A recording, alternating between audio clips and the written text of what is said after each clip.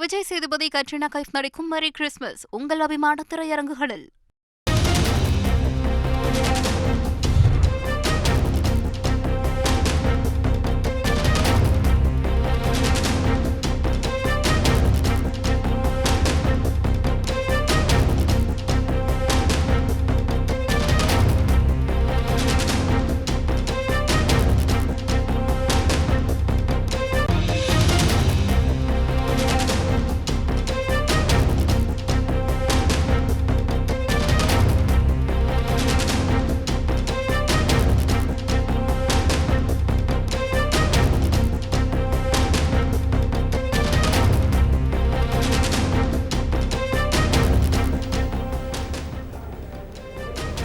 சட்டவிரோத பண பரிமாற்ற தடை சட்ட வழக்கில் மத்திய அரசு அதிகாரிக்கு 3 ஆண்டுகள் சிறை தண்டனை விதிக்கப்பட்டிருக்கிறது. முழு விவரங்களை செய்தியாளர் சுரேஷிடம் கேட்கலாம். சுரேஷ், வணக்கம். சுரேஷ், இந்த வழக்கின் பின்னணி என்ன? சுரேஷ், வணக்கம். மத்திய அரசின் வெளிநாடு வாழ் இந்தியர்கள் நலத்துறையின் குடியுரிமை பாதுகாப்பு அலுவலகம் சென்னை அசோக் நகரில் இயங்கி வருகிறது.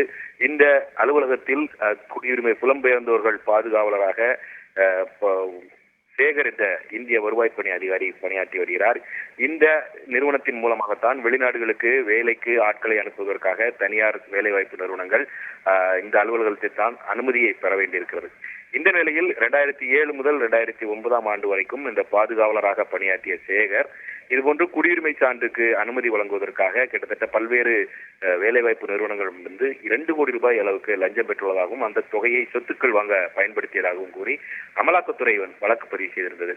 இந்த வழக்கில் சேகருக்கு உடந்தையாக செயல்பட்ட தனியார் நிறுவன ஏஜென்ட் அன்வர் உசேனும் இந்த வழக்கில் அவர் குற்றம் சாட்டப்பட்டிருந்தார்.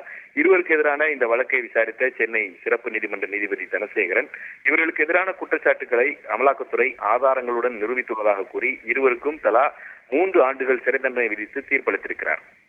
விவரங்களுக்கு நன்றி சுரேஷ். விஜய் சேதுபதி, கட்ரினா கைஃப் நடிக்கும் மேரி கிறிஸ்மஸ் உங்கள் அபிமான திரையரங்குகளில்.